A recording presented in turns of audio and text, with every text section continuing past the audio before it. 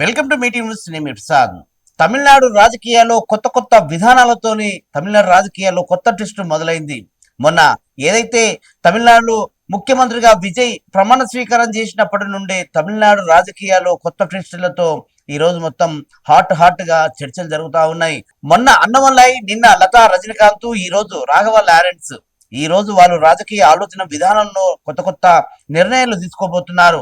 ఒక ప్రజా ఉద్యమం అనుకుంటూ, కొంచెం సామాజిక ఉద్యమం అనుకుంటూ ప్రజల్లోకి వెళ్ళే ఆలోచన చేస్తా ఉన్నారు. విజయ్ ఏదైతే ఈ రోజు సీఎం గా తమిళనాడు ముఖ్యమంత్రిగా కొనసాగుతున్న తరుణంలో ఆయన తీసుకున్నటువంటి ఆలోచన, ఆయన ప్రజల్లోకి వెళ్ళిన విధానాన్ని నిజంగా తమిళనాడు రాజకీయాల్లో కొత్త విధానాన్ని అందరూ కూడా ఆ ఆలోచన విధానంతో ముందుకు వెళ్తా ఉన్నారు. నిజానికి ఏదైతే విజయ్ ఆయన తీసుకున్న నిర్ణయాలు, ఆయన చేసినటువంటి ఆలోచనలు, ఆయన తీసుకెళ్లిన ప్రణాళికలతోని ఈరోజు తమిళనాడు సీఎం గా ఆయన సక్సెస్ అవుతూ దాదాపుగా ఇక్కడ పాలన కొనసాగుతున్నారు. అదే తరుణంలో ఆయన కన్నా సీనియర్లు చాలా మంది ఉన్నారు. ఒక రజనీకాంత్ గారు కావచ్చు, ఒక కమల్ హాసన్ గారు కావచ్చు, ఇలా చెప్పుకుంటూ పోతే చాలా మంది ఉన్నారు. అలాంటి రాజకీయ విధానాలతోని ఒక రజనీకాంత్ కూడా రాజకీయ కోణంలో రాజకీయాలకు ఎంట్రీ ఇవ్వాలని, రాజకీయంలోకి నేను కొనసాగాలని, రాజకీయాల్లోకి రావాలి, ప్రజలకు సేవ చేయాలని ఎప్పుడు కూడా ఆయన అఫీషియల్ గా ఎక్కడ కూడా అనౌన్స్మెంట్ చేయలేదు. ఆయన కూడా ఆయన కన్నా చిన్న వయసున్న, ఆయన కన్నా చాలా జూనియర్ వ్యక్తి అయినటువంటి విజయ్ ఈ రోజు తమిళనాడు రాజకీయాల్లో సక్సెస్ అవుతూ ముందుకు వెళ్తున్న తరుణంలో ఆయనకు కొంచెం ఇబ్బందికరంగా ఉంటుంది. ఇక చూసుకున్నట్టయితే అన్నమలై ఒక ఐపీఎస్ ఆఫీసర్ గా వాలంటీర్ రిటైర్మెంట్ తీసుకొని భారతీయ జనతా పార్టీలో ఆయన చేరాడు. సో అక్కడ కొన్ని రోజులు కొనసాగాడు. ఆ తర్వాత ఆయన ఎందుకు మరి సొంతంగా కొత్త పార్టీ పెట్టాలనే ఆలోచన విధానంతో, లేకపోతే మరింత ప్రజల్లోకి వెళ్ళి కొన్ని అంశాలు తీసుకెళ్లే ఆలోచన విధానంతో భారతీయ జనతా పార్టీకి ఆయన రాజీనామా చేసి ఈ రోజు ప్రజా ఉద్యమం అంటూ ఆయన ప్రజల్లోకి వెళ్ళాడు. కేవలం ఒక 24 గంటల్లో ఆయన ప్రజా ఉద్యమ పేరుతోని చాలా మంది రిజిస్ట్రేషన్ చేసుకోవడానికి 24 గంటల్లో 14 లక్షల మంది రిజిస్ట్రేషన్ చేసుకున్నారు. చాలా గొప్ప విషయం. ఇంకా సభ్యత్వ కార్యక్రమం కంటిన్యూ అవుతూనే ఉంది.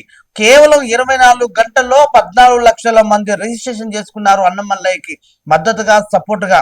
ఇదంతా చూసినప్పటికీ ఆయన ప్రజా ఉద్యమం ప్రకటించిన 2 రోజులకే లతా రజనీకాంత్ గారు కూడా ఒక ట్రస్ట్ ద్వారా, ఒక ఫౌండేషన్ ద్వారా కూడా వాళ్ళు రాజకీయాలు ఎంట్రీ ఇచ్చినట్టుండ్రు. కాకపోతే వాళ్ళకంతా స్పందన రాలేకపోతుంది. ఎందుకంటే యంగ్ జనరేషన్ లో ఒక ఐపీఎస్ ఆఫీసర్ గా వాలంటీర్ రిటైర్మెంట్ తీసుకొని భారతీయ జనతా పార్టీలో సేవ చేయాలనుకొని ఆ పార్టీలో కొనసాగుతూ మళ్ళీ ఇమ్మీడియట్ రాజీనామా చేసి ప్రజల కోసం, ప్రజల ఆలోచన విధానాల కోసం ఏదైతే కొత్తగా సొంతంగా పార్టీ పెట్టాలని అన్నమలై తీసుకున్నటువంటి ఆలోచన ఈ రోజు యువత మొత్తం ఆయనని ఆకట్టుకుంటుంది. నిజానికి అన్నమలై తీసుకున్న ఆలోచన విధానం ఏంటి, అన్నమలై ఎలాంటి ఆలోచన విధానంతో ముందుకెళ్తున్నారు, ముఖ్యంగా యువకులను ఎలా ఆకట్టుకుంటున్నారు. కేవలం 24 గంటల్లో 14 లక్షల మంది రిజిస్ట్రేషన్ చేసుకున్నాడు. ఇంకా నమోదు కార్యక్రమం ఏదైతే ఆ సభ్యత్వ కార్యక్రమం ఇంకా కొనసాగుతూనే ఉంది. ఆయన ఆలోచన విధానం ఎట్టు వెళ్ళిపోతుంది. అట్లాగే ఏదైతే ఇక ఈ మధ్యనే రాఘవ లారెన్స్ ఆయన తీసుకున్న ఆలోచన నిజంగా తమిళనాడు రాజకీయాల్లో ఒక కొరియోగ్రాఫర్ గా, ఒక నటుడుగా, ఒక దర్శకుడుగా ఎంతో పేరు తెచ్చుకొని ఆయనకంటే ఒక గుర్తింపు తెచ్చుకున్నటువంటి రాఘవ లారెన్స్ ఎన్నో సేవా కార్యక్రమాలతోని, ఎన్నో ఆలోచన విధానాలతోని ఆయన కూడా చాలా కాలం పాటు కూడా ఒక సినిమా ఇండస్ట్రీకి కొరియోగ్రాఫర్ గా, సేవా కార్యక్రమంతో ఎంతో పేరు తెచ్చుకున్నటువంటి రాఘవ లారెన్స్ కూడా కొత్త పార్టీ పెట్టాలని ఈ మధ్యనే అనౌన్స్మెంట్ చేశారు. ఆ వివరాలు వచ్చే నెల 11వ తారీఖు ప్రకటిస్తానని కూడా చెప్పాడు. నిజానికి రాఘవ లారెన్స్ కొత్త పార్టీ పెట్టాలనుకున్న ఆలోచన విధానం వెనకాల ఎలాంటి వ్యూహాలు ఉన్నాయి, తమిళనాడు రాజకీయాల్లో ఎందుకు ఒకరి తర్వాత ఒకరు రాజకీయ ఎంట్రీ ఇస్తున్నారు అంటే ఇన్ని సంవత్సరాలు ఏం చేస్తారు? కేవలం వాళ్ళు సినిమాకి, వాళ్ళు చేసుకున్న బిజినెస్ కి పరిమితం అయిపోయిన వాళ్ళు విజయం చూసి కొత్త ఆలోచన విధానాలతోని రాజకీయాల్లోకి వెళ్ళాలి, మనం కూడా రాజకీయంలోకి వెళ్ళి సక్సెస్ అవ్వాలి, ప్రజలకు సేవ చేయాలనే ఆలోచన విధానంతో ఈ రోజు రాఘవ లారెన్స్ గారైతే ఉంది, అన్నమలై గారైతే ఉంది, లతా రజనీకాంత్ గారైతే ఉంది. ఏదో ఒక కార్యక్రమాలతో తమిళనాడు రాజకీయాల్లో హాట్ గా ఈరోజు రాష్ట్ర వ్యాప్తంగా, దేశవ్యాప్తంగా కూడా ఇవంతా సంచలనంగా మారింది. నిజంగా తమిళనాడు రాజకీయాలతోని కొత్త టెస్టులతోని ఈ రోజు వాళ్ళు ముందుకు వేస్తున్నారు. నిజంగా రేపు 11వ తారీఖు రాఘవ లారెన్స్ ఓ కార్యక్రమంలో ఆయన పార్టీ పెట్టబోతున్నారా? ఒకవేళ పార్టీ పెడితే ఎలాంటి ఆ పార్టీ అనౌన్స్మెంట్ ఏంటి, దాని స్థితిగతులు ఏంటి, ఎజెండాలు ఏంటి, ఎలాంటి ఆలోచన విధానంతో ప్రజలకు వెళ్ళాలనుకుంటున్నాడు, ఏ అంశాలపైన ఆయన పార్టీ పెట్టాలనుకుంటున్నాడు, ఎవరెవరిని కలుపుకొని కొత్త పార్టీ పెట్టాలనుకుంటున్నాడు, నిజంగా ఆయన బడుగు బలహీన వర్గాల కోసం, పేద ప్రజల కోసం ఏదైనా కొత్తగా పార్టీ తీసుకురాబోతున్నాడా? తమిళనాడు రాజకీయాలు ఎక్కువగా సినిమా వాళ్ళని ఎంకరేజ్ చేస్తూ ఉంటారు. సినిమా వాళ్ళు రాజకీయాలకు వస్తే సక్సెస్ అవుతా ఉంటారు. ఎందుకంటే ఆ ప్రాంతంలో సినిమా వాళ్ళకి ఆకర్షణ ఎక్కువ ఉంటుంది. సినిమా వాళ్ళు రాజకీయాల్లో తొందరగా సక్సెస్ అవుతారనే ఒక ఆలోచన ఉంటుంది. అదే తెలంగాణ అయితే తెలంగాణలో సెంటిమెంట్లకి ఎక్కువగా ప్రాధాన్యత ఇస్తారు. ఎందుకంటే మనం రాష్ట్రం ఏర్పాటు చేసుకున్న తరుణంలోనే ఏదైతే కేవలం రాష్ట్రం కోసం అంటే తెలంగాణ బాధలు మొత్తం తెలంగాణ ప్రజల కోసం కేవలం నీళ్లు నిధులు నియామకాలతోనే ఒక ఉద్యమంతోనే రాష్ట్రం ఏర్పాటు చేసుకున్నారు. అదే ఆలోచనతోనే మనం ఏపీ రాష్ట్రం కూడా చూసుకున్నట్టయితే అక్కడ ఇంకో ఆలోచన విధానంతో ఉంటుంది. ఇక్కడ సెంటిమెంటు, అక్కడ ఏ కులాల మధ్యలో వాళ్ళు రాజకీయం కొనసాగుతూ ఉంటుంది. వీడికి భిన్నంగా తమిళనాడు రాజకీయాలు చాలా భిన్నంగా కొంచెం ముందుకు వెళ్తా ఉంటారు. సో అలాంటి ఆలోచన విధానంతో కూడా ఈ రోజు ఒక అన్నమల్లయ్య గారు అయితే ఉంది, ఒక లతా రజనీకాంత్ గారు అయితే ఉంది, రాఘవ లారెన్స్ గారు అయితే ఉంది. వీళ్ళు విభిన్న అంటే ఒక ఈయన అన్నమలయ్య గారు చూసుకుంటే ఒక ఐపీఎస్ ఆయన విధులు కొనసాగుతూ ఆయన వాలంటీర్ రిటైర్మెంట్ తీసుకొని బీజేపీలో ఏదో సేవా కార్యక్రమాలు చేసుకోవాలంటూ బీజేపీలో కొనసాగి మళ్ళీ ఎందుకు ఆయనకు ఆలోచన విధానంతో కొత్త పార్టీ పెట్టి ప్రజలోకి వెళ్ళాలని అక్కడ రాజీనామా చేసి ప్రజా ఉద్యమంలోకి కొనసాగుతారనగా ఇప్పటికే ఒక ఉద్యమాన్ని ప్రకటించి సక్సెస్ఫుల్ గా ముందుకు వెళ్తా ఉన్నాడు. ఆయన విధి విధానాలు త్వరలో ప్రకటిస్తున్నారని ఇప్పటికే కొన్ని వేదికల మీద చెప్పే ఆలోచన చేస్తాడు. ఇక లతా రజనీకాంత్ గారు వీళ్ళ ఆలోచన విధానం ఏ పార్టీకి కూడా ఎక్కడ కూడా వీళ్ళు మద్దతు తెలపలేదు. సో ఇప్పుడు ఉన్న పలంగా కేవలం విజయ్ ముఖ్యమంత్రి అయిన తరుణం తర్వాత ఏదైతే అన్నమల్లయ్య ప్రజా ఉద్యమం ప్రకటించిన 2 రోజుల తర్వాత వీళ్ళు ఒక ఫౌండేషన్ పెట్టుకొని అక్కడ ఎవరైతే మీరు దేశాన్ని కానీ రాష్ట్రాన్ని కానీ ఇలాంటి వాళ్ళకి సేవ చేయాలనుకున్న ఆలోచన విధానంతో మీరు మాతో కలవండి, మాతో నడవండి, మీ ఆలోచనలు మాతో షేర్ చేసుకోండి అన్నట్టుగా ఒక ఫౌండేషన్ లో చేరాలన్నట్టుగా వీళ్ళు పిలుపునిచ్చారు. ఇక తమిళనాడు రాజకీయాలు చాలా విభిన్నంగా వెళ్తా ఉన్నాయి. ఎందుకంటే ఒక విజయ్ సక్సెస్ అయిండు, ఆ తర్వాత అన్నమల్లయ్య సక్సెస్ అవుతాడా? ఎందుకంటే ఇప్పట్లో రాజకీయాలు లేవు. కాకపోతే ఇప్పటి నుంచి గ్రౌండ్ వర్క్ చేస్తేనే అప్పుడు ఎలక్షన్ టైం వరకు ఆ ఎన్నికల సమయం వచ్చేసరికి వీళ్ళు ప్రజలో ఉండాలి. కాబట్టి ఎందుకంటే ప్రజలు చాలా ఆలోచిస్తారు, ఉన్న పలంగా డబ్బులు ఉన్నాయి కదా, నేను ఒక సెలబ్రిటీని కదా, సినిమా వాళ్ళం కదా అన్నట్టుగా ప్రజలోకి వెళ్తే ప్రజలు యాక్సెప్ట్ చేయరు. సో ఇప్పటి నుంచే గ్రౌండ్ లెవెల్ ఏదైతే రాజకీయ కోణంతో రాజకీయ ఆలోచనతో రాజకీయ విధానాలతోని వాళ్ళ ఎజెండాలతోని రేపు ప్రజలకు ఎలా ఏ అంశాలతో దగ్గర అవుతారు, ఎలా కూడగడతారు, ఎలాంటి ఆలోచనలతోని యువతి యువకులని ఆకట్టుకుంటారు, రాష్ట్రానికి వీళ్ళు ఏమేమి తీసుకురావాలనుకుంటున్నారు, ఎలాంటి ఆలోచన విధానంతో ముందుకు వెళ్తారు అనేది ఇంకా కొన్ని విషయాలు తెలియాల్సి వస్తుంది. కాకపోతే ప్రస్తుతానికి తమిళనాడు రాజకీయాల్లో చాలా వేడిగా హాట్ గా ముందుకు వెళ్తా ఉన్నవి. నిజానికి ఇప్పుడు విజయ్ సక్సెస్ అయ్యిండు, అన్నమలై సక్సెస్ అవుతారా లేదా అనేది వెయిట్ చేయాలి.